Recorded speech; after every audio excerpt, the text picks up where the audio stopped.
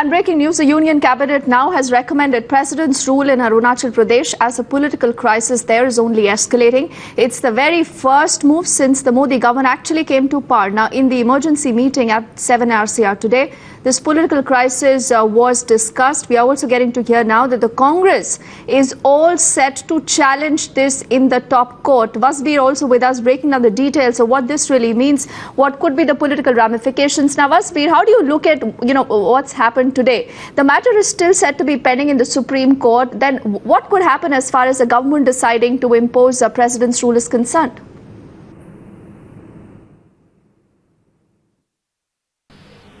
Well, the Union Cabinet's recommendation of President's rule in Arunachal Pradesh actually has not come as a surprise because for several weeks now there has been political instability in the state.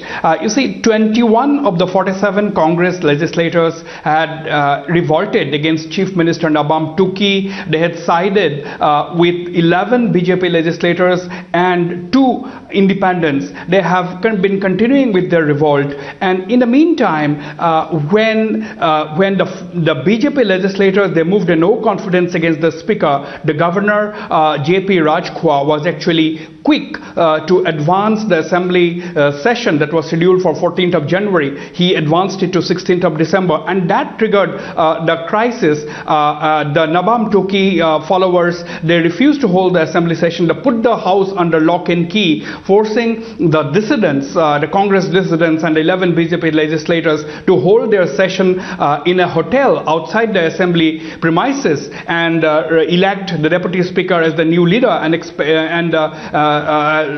they came up with a no confidence motion against the chief minister. So it was a very, very murky kind of a situation, with the matter reaching the court, with the Gauhati High Court at first stayed the governor's several decisions, including the one preponing the assembly session, and later, of course, the Gauhati High Court again, in response to a petition by those the Congress dissidents, they quashed the earlier order of the High Court. And at this point in time, the Cabinet's recommendation of President's rule has come at a time when a bunch of petitions on the issue in Arunachal Pradesh is being examined by a constitution bench of the Supreme Court.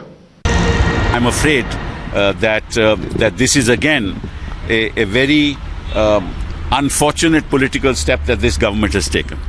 The governor, through his actions, has already embarrassed himself, and obviously this act of the government in recommending President's rule will also embarrass this government.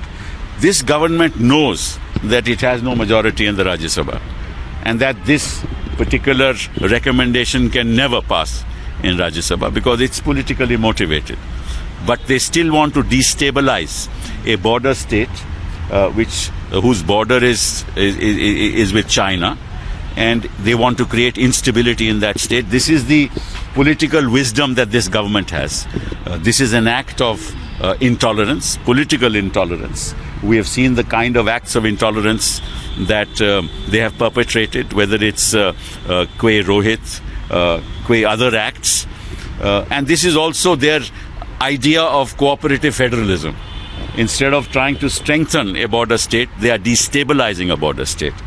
And I don't think that this government really they seem to be interested not in the nation, but they seem to be interested in perpetuating their own presence where they are not present, and wanting to quash dissent where there is dissent. There is evidence of the fact that they tried to manipulate a majority in Arunachal Pradesh by supporting the dissidents, and there are tape recordings to the effect that the dissidents were actually wanting money.